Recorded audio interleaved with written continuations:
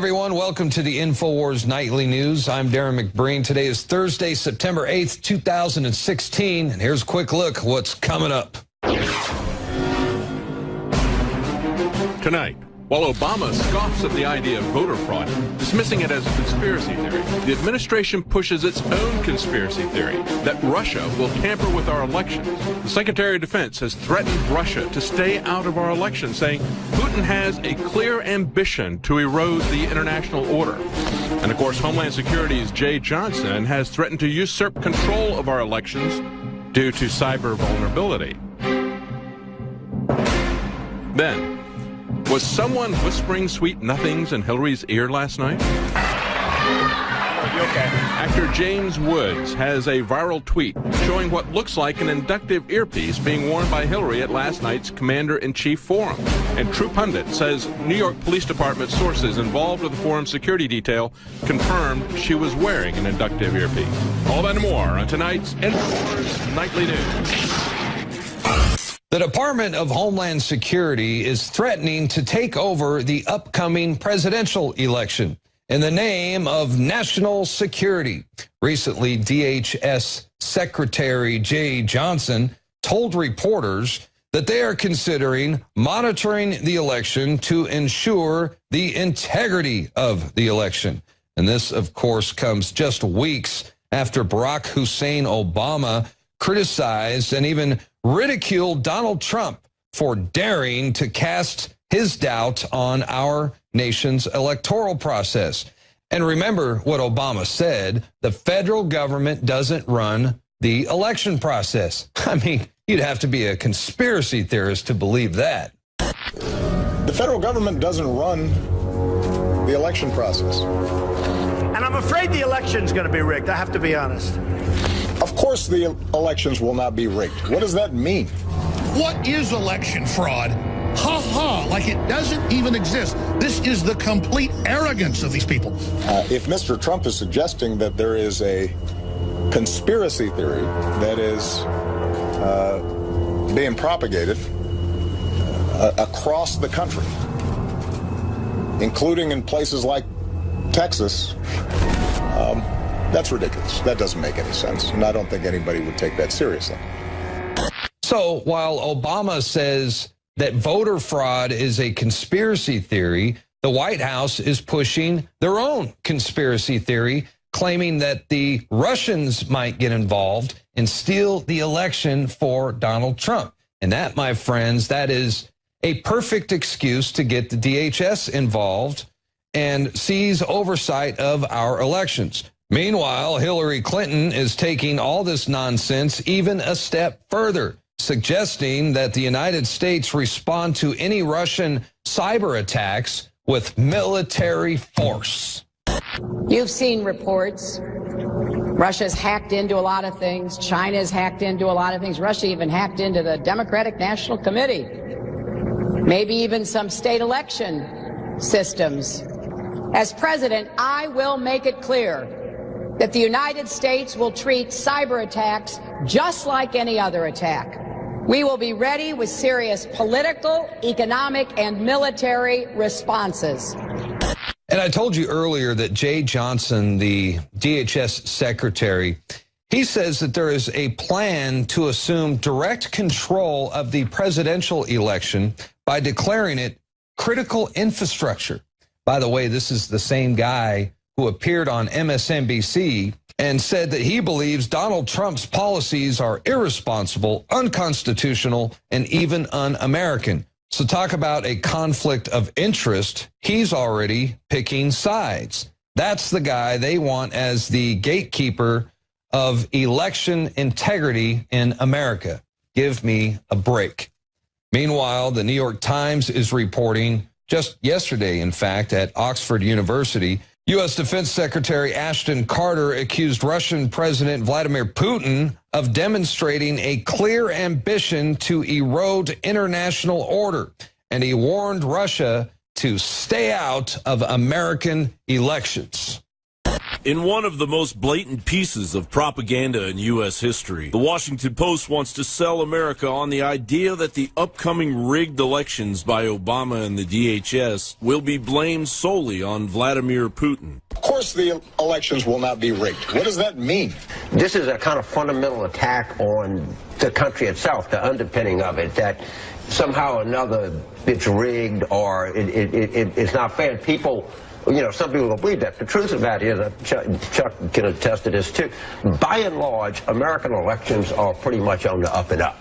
The Washington Post writes, U.S. intelligence and law enforcement agencies are probing what they see as a broad, covert Russian operation in the United States to sow public distrust in the upcoming presidential election and in U.S. political institutions. The aim is to understand the scope and intent of the Russian campaign, which incorporates cyber tools to hack systems used in the political process, enhancing Russia's ability to spread disinformation. The effort to better understand Russia's covert influence operations is being spearheaded by James R. Clapper, Jr., the Director of National Intelligence. This is something of concern for the DNI, said Charles Allen, a former longtime CIA officer who has been briefed on some of these issues. It is being addressed. The official cautioned that the intelligence community is not saying it has definitive proof of such tampering or any Russian plans to do so. But even the hint of something impacting the security of our election system would be of significant concern, the official said. It's the key to our democracy that people have confidence in the election system. Let me get this straight. The American people are to place the future of our country in the hands of National Intelligence Director James Clapper, the same man that blatantly misled the American people when he lied to Congress regarding the total dragnet our intelligence community wields on the supposed protections of our Bill of Rights. Does the NSA collect any type of data at all on millions or hundreds of millions of Americans? No, sir. It does not. Not wittingly. Now, why do you say he was lying there? Because the letter that he sent to Congress admitted that they roam through the content of phone calls and the content of emails and the content of text messages without a warrant, in direct contradiction to what he said to that Senate committee. I do think that when history looks at this, they're going to contrast the behavior of James Clapper, our National Intelligence Director, with Edward Snowden. Mr. Clapper lied in Congress in defiance of the law in the name of security. Mr. Snowden told the truth in the name of privacy. And the DHS is going to overrule powers given to local and state governments to manage their own elections under Article 1, Section 4 of the U.S. Constitution, not to mention the powers afforded states in the 10th Amendment, simply because DHS claims to be able to provide ironclad cybersecurity. Thousands of DHS employees were subjected to, as WorldNet Daily recently reported, the theft of Social Security numbers, dates of birth, residencies, educational and employment histories, personal foreign travel histories, immediate families, business and personal acquaintance details, and other information used to conduct background clearances. A mountain of evidence containing decades of collusion between our government and an elitist banking cabal sits collecting dust. Meanwhile, the American people are supposed to believe with zero proof that a foreign government will hack our elections, and that for the first time in U.S. history, the electoral process must be hijacked by a dictatorial administration hanging on to the last remnants of its power before they are shown the door. John Bound for Infowars.com. Infowars reporter Owen Schroyer joins us now. I want to get your take on all this. The Russians are coming. What do you think? Well, I think it's more likely that the Democrats are coming, because we've already caught the Democrats rigging elections. And it's not just, Obama, it's not just a conspiracy theory. According to Obama, he's never even heard of it. I mean, these things are so elusive and so rare, he's never even heard of rigged elections. But actually, we have Barack Obama, who is tied to Acorn. Now, we have dozens of these cases, Darren, okay, but I picked out a couple of my favorites here. Over 3,000 fraudulent voter registrations were filed by Acorn in St. Louis, my hometown. In Pennsylvania, officials threw out almost 60,000 voter registrations that were filed by Acorn. And then in Texas, almost 10,000 Acorn submitted registrations were found invalid. So this is almost, you know, we're up around 70,000 fake ballots trying to be cast by Acorn, but Obama says he has no idea what a rigged election is. It goes on. Not just have Acorn been caught trying to submit fake registrations, they've had employees be indicted. 4 Acorn employees were indicted in Kansas City. 8 Acorn employees were indicted in St. Louis. You had Nevada authorities indict Acorn on 26 counts of voter registration, 7 Acorn workers in Pittsburgh. So it just goes on and on. So it's not the Russians are coming, Darren. It's that the Democrats are coming. And guess what? They're coming under a pseudonym you've heard of before. This is a joke to the Democrats. They don't even take this seriously. They tried to register Mickey Mouse, Donald Duck, and the entire Cowboys starting lineup to vote in the 2008 presidential election. So I think it's the Democrats that are coming to rig this election, not the Russians. But isn't that the theme, though, Darren? It's the Russians' fault for everything. Well, it's the Russians' fault for everything. And I was going to tell you that my mom voted Republican her entire life until the day she died. And then she started voting Democrat. Well, that's typical. But let me tell you something. Hey, we know that the Republicans are responsible for voter fraud in the past, too, especially now that the electronic voting systems are in place. It is just a recipe for disaster. So the elections can be thrown any direction, any way the establishment wants them to. I think it's very alarming to hear all this rhetoric about the Russians possibly stealing the election, because if Donald Trump were to win, they can always say, hey, it was rigged, man, and we can't allow this. And then what's going to happen? Well, and that's probably what they're going to say. And we already see the UN taking over the internet. We already see DHS saying they want to watch the elections. This, to me, has signs of false flag cybersecurity terror attack written all over it. They blame Trump winning on the Russians hacking the election, and then the UN and whatever federal bureaucracy they want comes in, takes complete control over the internet, and you know what they'll do next? They're going to try to shut us down. They're going to try to shut Drudge Report down, and they're going to try to shut you down. You won't be allowed to operate because your content is going to need to be censored. You know, like YouTube just is demonetizing. That's just phase 1, Darren. And they will say Donald Trump is a sore loser. Meanwhile, let's not forget what Joseph Stalin once said: the people who cast the votes decide nothing. The people who count the votes decide everything. You said in a speech today you're afraid this election is going to be rigged. I've been hearing about it for a long time, and I hope the Republicans get out there and watch very closely. This new poll is showing a big convention bounce for Hillary Clinton. Following her nomination at the Democratic National Convention, Hillary Clinton now leads it. Donald Trump, 50% to 42%. That's a 7-point jump from last week. You see, he's supposed to just sit there and let them steal it, but he didn't sit there, so they failed. And they think they're going to have another stolen general election in front of everybody at high noon, and we're just going to sit here and go along with it. We're not.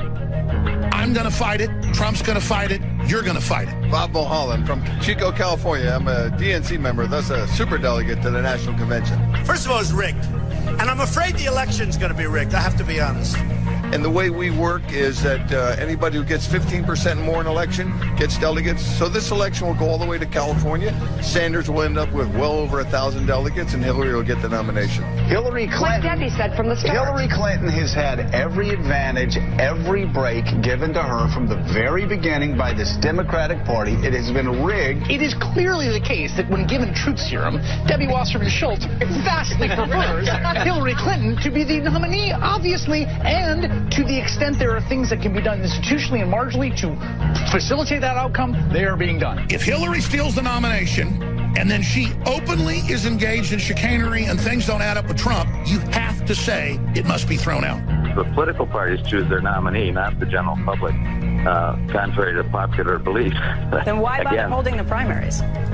That's a very good question. WikiLeaks has dumped nearly 20,000 hacked emails from the DNC. We're talking about the report of leaked DNC emails showing an effort to undermine Bernie Sanders during the primaries. The American people are sick and tired of hearing about your damn emails. Thank you. When did the press see it as their role to protect the prerogative of the powerful. Actually, I think that's part of it. And we're not going to recognize Queen Hillary if there's evidence of fraud. And guess what there is? She stole the nomination. I want to thank Bernie Sanders. If he would have just not done anything, just go home, go to sleep, relax, he would have been a hero. But he made a deal with the devil. She's the devil. He made a deal with the devil. The media has created the perception that the voters will decide the nomination, and that's the concept. That's the conflict here. We feel like we live in a democratic society. What you're telling me is it's not a democratic society, and your votes don't necessarily matter because it's a democratic representation. Crooked Hillary thinks they're going to pull what they did on Mitt Romney. Lady, isn't going to happen. That's why her campaign head, her chief strategist, said, this is dangerous what Trump's doing. You're right, it is dangerous, isn't it? Actually standing up to you. I continue to believe Mr. Trump will not be president. And I'm telling you, November 8th, we better be careful because that election is going to be rigged. Yes, I think the Republican nominee is unfit to serve as president. And I hope the Republicans are watching closely or it's going to be taken away from us. You're going to be hearing a lot more about this, ladies and gentlemen, because Donald Trump's not going to let you be robbed, myself be robbed, or him be robbed or his family. There has to come a point at which you say, enough.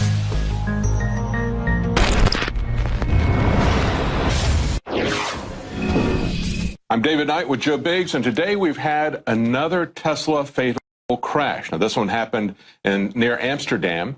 This was a death by fire, but they say a crash was involved, and of course it brings up the question as to whether or not autopilot is involved. Tesla is saying there is no autopilot involved in this crash, Joe, but they said that about the other fatal crash, which, by the way, they didn't make it public for a couple of months. It was more than 60 days. They kept that private, and they were very active in the stock market. They now have a lawsuit, multi-million-dollar lawsuit from a stockholder against them. They're being investigated by the SEC, not just the transportation boards, okay? They're being investigated by the SEC, saying that they kept that quiet, that the National Highway Traffic Safety Administration also worked with them to keep it secret. We'll call that NHTSA. That's how we'll refer to them from here on out. But, of course, this is a large number of aspects to this. There's the electric battery aspect of it, there's the autopilot aspect of it, and there's the crony capital aspect of it that we have involved here. But the first thing that both of us look at when we see this is Michael Hastings, isn't it? Yeah, exactly. I mean, we saw what happened to Michael Hastings. I mean, the way he was driving that night was completely and totally out of the ordinary. This vehicle was speeding down the road. You see it flash, then flash again, explode, and here you are, the front of the car is completely demolished, burnt. Only the back end pretty much left intact, just like what we saw outside of the Netherlands. This man died with his autopilot electric car collided when it hit a tree and burst into flames. The firefighters took hours to remove the body from the Tesla over fears they could be electrocuted, like you said. So you've got this autopilot fear, and you've got this electronic fear of being electrocuted, so forth and so on. And before we get away from Michael Hastings, again, when we said that, everybody said, oh, you're conspiracy theorists. Exactly. Nobody could take over his car and make it go really fast. Nobody could blow his car up, and yet the engine was ejected down the road, not captured. It was a frontal collision into some trees, which would have pushed the engine into the car, and yet the engine flew 100 feet or whatever it was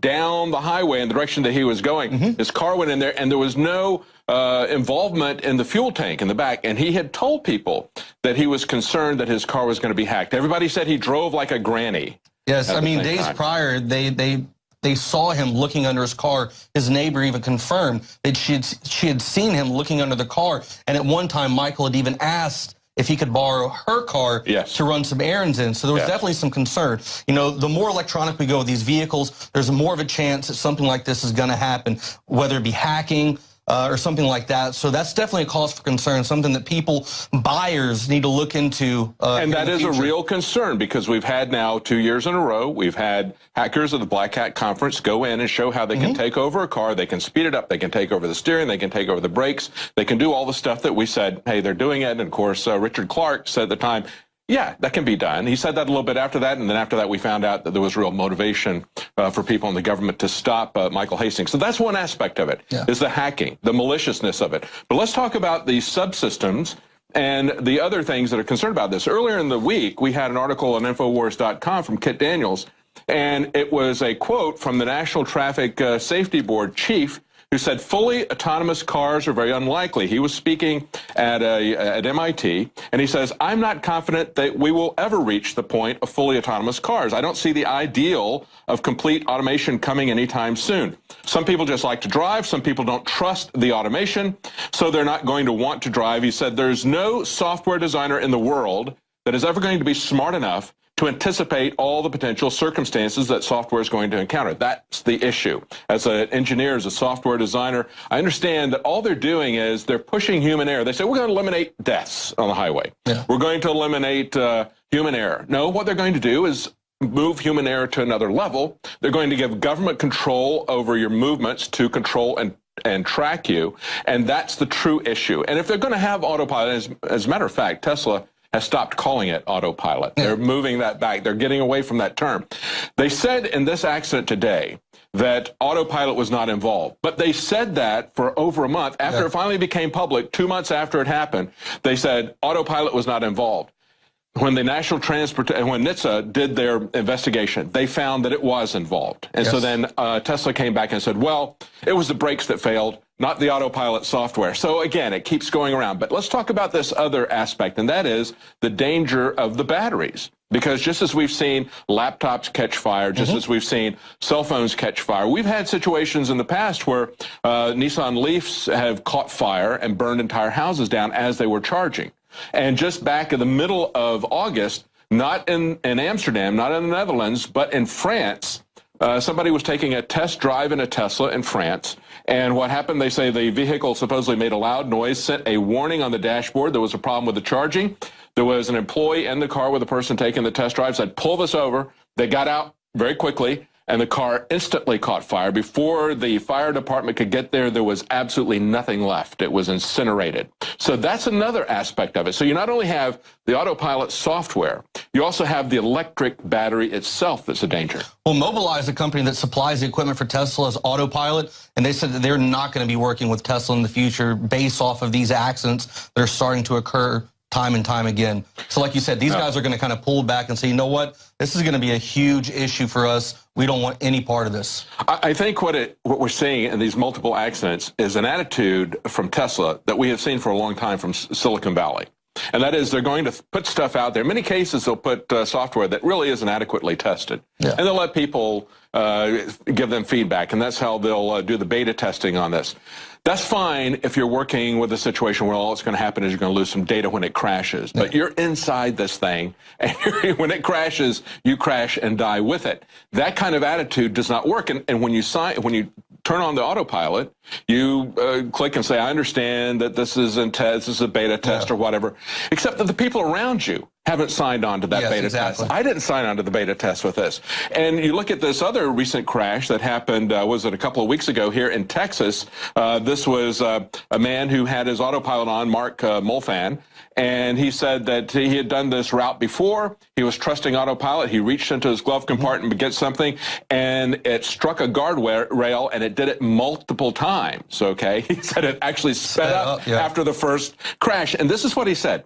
He said, it gives you a false sense of security. I'm not ready to be a test pilot. It missed the curve. It drove straight into the guardrail. The car didn't stop. It actually continued to accelerate after the first impact on the guardrail. I mean, one of the interesting things, too, to think about, though, is what if you're behind on child support, or what if all of a sudden there's a warrant that comes down for your arrest? The government is the one that's building this software. These are the people that are going to have control of the back doors of these things. And that's what's dangerous about these electronic cars. The fact that these guys can go in, find your vehicle, they can track your movements, shut you down. If they don't like what you're saying, drive you off a cliff. So it's definitely something that people... We've already had the government come in and say, hey, if you're behind in your taxes, you're not going to get out of the country. Exactly. Right? They're going to say, if you're behind in payments to the IRS or what, you're not going to go anywhere. You're going to be under house arrest, essentially. And that's what is so dangerous about it. And that, Joe, is why I believe the government is working so hard to make this happen. Yes. They want to work with the corporations because it gives them control over your movements, to be able to track you, to be able to tax you with all of your movements, and to be able to shut your movements completely down. That's one of the reasons why Tesla is involved, as others have pointed out, as Eric Peter called him, the crony capitalist king, okay? Elon Musk has gotten almost $5 billion in subsidies as a crony capitalist. And one of the things that he gets are CARB credits, the California Air Resources Board, okay?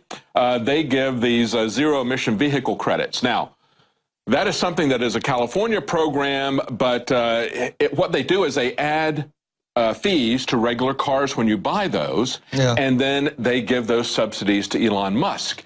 And he's very angry recently, demanding that those be raised. He wants more of a subsidy. What it amounts to is not only crony capitalism, but we're now seeing the first carbon taxes and carbon exchanges and that sort of thing. That really is what this amounts to. And this is the way it's going to break down. It's going to break down favoring some billionaires at the expense of the rest of us, saying that we're going to do this because these vehicles are electric. And again, we've seen now 2 fires, most likely due to them being electric. And he said back in December, he and his executive, one of the executive officers of his company, that when the scandal broke with Volkswagen, they should be forced to make electric vehicles and banned from making diesel vehicles, even though diesels don't have any emissions the way that they're building them in Europe now. Well, we're going to have more reports as this develops. I'm sure there's going to be more incidents with this, and I'm sure that there's no truth to the rumor that the car was heard shouting Autocar Akbar as it drove into the tree.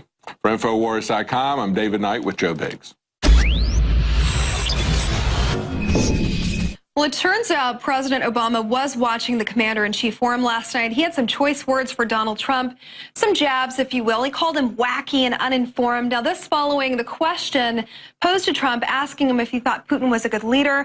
And he said, yes, he's certainly a better leader than the one we have. Of course, Trump is talking American jobs today, saying that the options that Americans have in terms of work, they're bad jobs out there. Now, our president, he's coming out of the G20 meeting in China, the Asian summit. He was in Laos yesterday, repeatedly talking about how lazy Americans are, specifically using that word lazy. And he goes on to say that Trump just isn't qualified to be president of the United States. Here's what the president had to say about that. He said, I can tell you from the interactions I've had over the last 8 or 9 days with foreign leaders, that's serious business. You actually have to know what you're talking about. You actually have to do your homework. I'm paraphrasing here. You have to speak. It should actually reflect thought-out policy you can implement.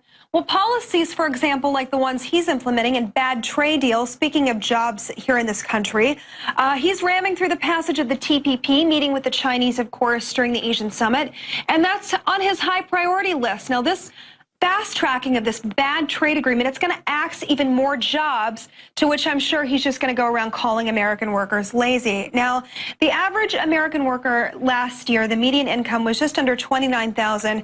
As I mentioned before, Trump has taken on the jobs issue today, doing a press conference and talking about the options that Americans have.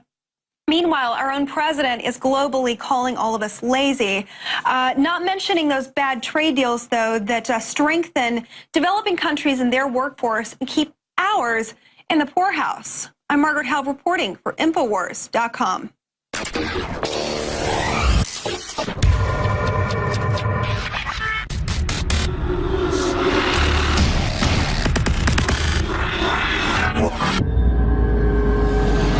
Globalism already exists in the United States. Sprawled out behind me is 31,708 acres of the Balcones Canyonland Wildlife Preserve. The preserve is under the authorization of the 1973 Endangered Species Act, basically an extension of the United Nations Agenda 21. Even though Austin's population grows by 110 people every day, development of this prime acreage is not permitted. And furthermore, with the United Nations' recent implementation of Agenda 2030, the globalist reach is finding its way into our very neighborhoods and lives. President Obama didn't go on a tour of Asia just to be consistently insulted for being a globalist pawn. Obama was attending the G20 in Hangzhou, China, signing away the fleeting remnants of the United States sovereignty over to the globalist 2030 agenda. Among the totalitarian horror this agenda includes are mandatory vaccinations worldwide under the guidance of Bill Gates, the unleashing of GMO technology on the natural world in the guise of feeding the hungry. I mean, genetically modified sounds Frankensteinish. drought resistance sounds really something you want. Carbon taxes that will increase poverty and create a surf-like energy consumption. An introduction of a global tax that will make the IRS and the Federal Reserve look like child's play. And a global implementation of smart grid technology that will be beta tested in Africa under the $7 billion of U.S. taxpayer money Obama donated to the project titled Power Africa. The socialist tentacles of Agenda 2030 now reach right into our own backyards, as Obama, in a last-ditch effort, aims to essentially transform America by giving the poorest of neighborhoods an equitable stake in the richest of neighborhoods. The Austin, Texas City Council is hiring, not electing, what will be known as the Chief Equity Officer. Seattle, Washington, and Portland, Oregon have already paved the way for this socialist enterprise. 3 candidates are in contention for the position here in Austin, Texas. Austin Mayor Steve Adler wrote, similarly to the Sustainability Office, which has a focus on the environment, i.e. Agenda 21, we should consider the creation of an equity office, have Chief Equity Officer, or propose an alternative that provides such a dedicated office. Such an office could advance racial and ethnic equity by looking at all the city does with a focus on equity, gathering equity data, and creating dashboards, advocating for and perhaps staffing the quality of life commissions. The work would focus on tackling institutional barriers based on race and ethnicity and addressing those issues that interfere with access and equitable service delivery. In response, Austin City Council member Ora Houston replied, Mayor, this is a great idea. Equity is a issue of class as well as ethnicity and or culture. So we are there building and drawing the maps and holding people accountable. I think equity means that we, I guess, denounce the sense of a system that was created for us and start looking at how do we build our own systems the way that works for the community that's screaming that we need equity. One of the things that we see as being really effective across the country is use of a racial equity tool. And what that means is that when decisions are being made, that we are considering race in the impacts, whether the decision is actively perpetuating the status quo or working to change the status quo. The history of change in the United States is the history of organizing. And the reason why we have had change is because of community organizing, putting pressure on government. The main goal of the micromanagement of communities cloaked in the disguise of diversity is to eventually break communities down into sustainable megacities, a one-world system that will follow the implementation of the United Nations Strong Cities Network, replacing our local police forces, the watering down or complete elimination of the Second Amendment under the enforcement of Secretary of State John Kerry's signing of the Small Arms Treaty and an engineered global depression. United Nations manipulation of the human population has become a very stark reality, a reality you won't be hearing about from the mainstream media until it's too late. John Bound for Infowars.com.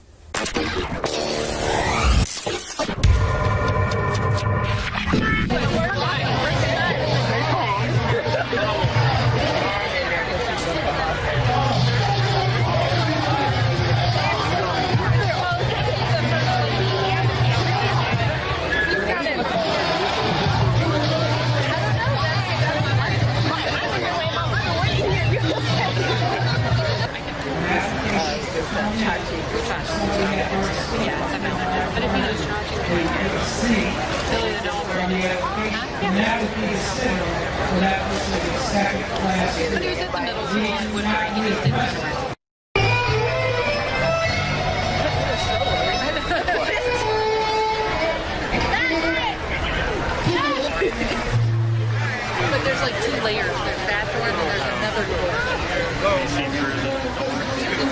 Look at that. There's a medic's bed over here. I don't know why. It's kind of interesting. There's Hillary's ambulance. No, there's her motorcade. Yeah, they brought Hillary's motorcade, and in Hillary's motorcade, they have an ambulance.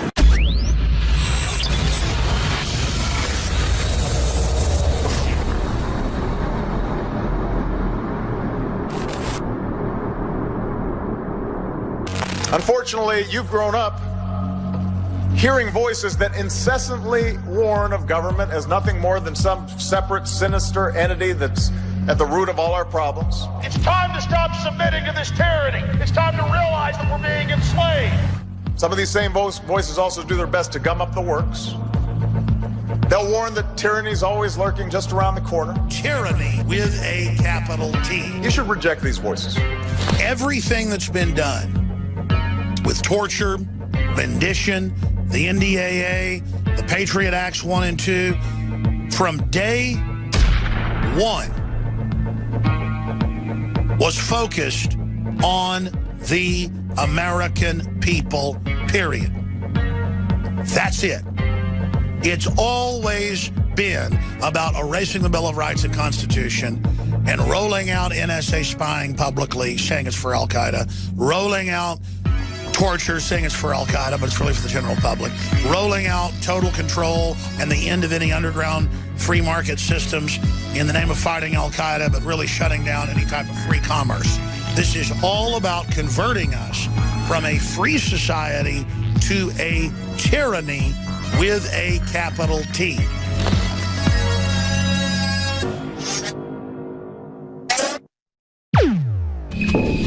Just when you thought Hillary's health couldn't have any more angles, what with the demon throat lozenges, her incessant hacking, the stools that she needs to prop her up, and of course the concussion-induced recklessness that put the country's national security at risk, well, Infowars reporter Millie Weaver was on the ground there at Hillary Clinton's rally in Cleveland, Ohio earlier this week, and she got a good glimpse of Hillary's motorcade. And of course, that includes an ambulance. Millie Weaver joins us now. Welcome, Millie. So now you first reported on this story, you got the scoop, and you were immediately attacked by Raw Story, who says you can debunk this in 30 seconds because all presidential motorcades have an ambulance. But, you know, the obvious point here, Hillary Clinton isn't the president. Did you see an ambulance at Trump's rally today? Exactly. And yes, I actually went to Donald Trump's rally today, and there was not an ambulance there. He did not have any ambulance in his motorcade. So any type of, argument that it was just, oh, Hillary is going to have that because it's standard procedure. Well, that's not true. Maybe the president of the United States is going to have an ambulance in his motorcade, but Hillary is not the president of the United States. So it just goes to, what the media spinning lies and misinformation to try to get us off of that hot button that we're on. So, well, exactly. Watson's got an article out today, just how the Clinton campaign is really pushing for the media to blatantly cover up, lie, anything. They do not want to touch this Hillary's health. They think this could have the potential to derail her entire campaign. But now I want to get to what you tweeted back to Raw Story, because you're like, look, I saw you guys and your hit piece on me and my reporting, but does every single presidential candidate have a gurney? Hillary Clinton has a literal deathbed on wheels being rolled up to her tent to just catch her in case she drops dead at any minute. Yeah, that's exactly what it was. It was pretty crazy because I'm standing there waiting for Hillary to, come out of her tent, and the event was already running over an hour behind. So I had a feeling that something was wrong, that maybe she was sick or having some type of an episode or something. And sure enough, I turn right around and there is a gurney, and there's, these EMS workers, but they are wearing what looks like bulletproof vests. And, I was like, is this for Hillary Clinton? And sure enough, it was the same EMS workers that my video camera guy actually caught, those people, the ambulance that was part of her motorcade, those guys came out of there. And it seemed like they tried to wheel around as to, not look too obvious, going directly out of her tent or into her tent, but they were staged right behind stage, right, waiting in the event that maybe, she might have had something happen, or maybe she fainted or fell, or, we don't know what could have happened. come on, Millie. I'm sure that the reason why they had the gurney there was for all of Hillary Clinton's fainting fans. You know, President Obama famously had many women fainting in his audiences, so I'm sure they're expecting the same type of response with Her Majesty the Queen Demon, Hillary Clinton. Exactly, right? And how she had that, like, diva tent all set up there with her and everything, you know, and everybody's waiting. When's she going to come out? When she, you know, she ran an hour behind and everybody was like sitting out there in the blazing heat. You know, I felt like, man, maybe I might need this gurney soon, you know, but and then when she came out, she just sounded so unbelievably awful. I was like, man, did she have pneumonia or something? I mean, it sounded really, really, she sounded so sick in person. Her voice sounded so weak. And I can see why they might have had that, you know, that gurney there for her, because she seemed like she might have just walked out of the back of the ambulance onto the stage. You know, that's how sick she seemed. It was crazy. Yeah, and you were actually there periscoping that live in real time. So, of course, that forced the media to have to cover her coughing fit. They covered it as just a little frog in her throat. Also, then they were immediately reporting how high the pollen count was in the area, not expecting the fact that everyone's going to go on the internet and go to the allergen tracker, which shows you the pollen count was actually pretty low that day. But you know what, Millie, the tent there, Hillary Clinton already said in the forum last night that she uses the tents to block off any Russian agents from hacking into her mobile devices. So that's why that's her, you know, just making sure she doesn't put the country's national security at risk there with the diva tent. So you were at the Trump rally today. What happened? Well, it was a really great speak from Donald Trump. I mean, you know, his speech was amazing. He just was talking about how, you know, children and parents should have the right to choose schools for their children instead of kind of being locked into a certain neighborhood, and how this can actually benefit, you know, people in like minority communities and stuff like that. So that was really cool that he was talking about that. But he also did address a lot of the lies that Hillary Clinton, you know, spoke about in her debate. I guess if you could call it a debate, given that it wasn't really even a debate. It was, if any kind of debate it was between, you know, Matt and Trump or Matt and Hillary, but. Right. Very so abnormal. I saw that you were tweeting about the press putting words in Trump's mouth before he even came out on stage. Yes, that was interesting. You know, I couldn't believe how unprofessional some of these mainstream media crews were in the media staging area. I mean, I think it was CBS News, I'm pretty sure, but they had, you know, they had their guy, the reporter, and he had his cell phone ringer on, and it just was really loud, and his phone started ringing in the middle of the, you know, Donald Trump's speech. But worst of all, he picked up his phone and answered his phone and started talking on the phone, and people were like, are you serious? And then he's all like pushing the keys on his phone. You can hear the beep, beep, beep, beep, beep. And they're, you know, they're arguing back and forth amongst each other on what, you know, what storylines, you know, they're going to go with and what they're going to say Trump said. And, you know, they're already deciding what the story is going to be and what he said, you know, the way to spin it before they even, you know, hear him say it or before anybody else. So it was just really crazy to see that unprofessional behavior from the mainstream media. But what do you expect, you know? Right. Well, they're just right out the gate. It's there with the disrespect. Even Matt Lauer, immediately before he even started questioning Donald Trump, he said, "Now keep the attacks to a minimum." So just kind of setting the stage for disrespect. I'm going to come and attack your integrity. So will we have some reports coming out from the Trump rally from you tonight, Millie Weaver? Yes, we definitely will. You're going to get to see Trump's motorcade and, you know, some of Trump's speech and everything like that. I mean, it's going to be pretty awesome. And I mean, like you said, I did think that that was a cheap shot for Matt Lauer to come out and say, hey, you know, you can't attack me. And he did exactly what he tried to say Trump was going to do so that, you know, he could try and act like Trump's being aggressive when he was the one being, you know, overly badgering and aggressive toward Trump. So, yeah, but definitely check out the video, guys. And that's going to be up probably as soon as possible, hopefully by tonight. And yeah, thanks very much, guys. Well, thank you so much, Millie Weaver. You've been doing some awesome reporting from there on the ground, and we will have you back on the show really soon. Thank you. Thanks.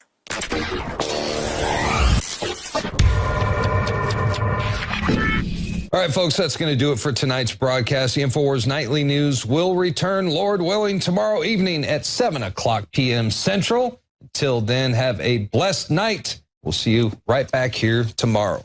See you.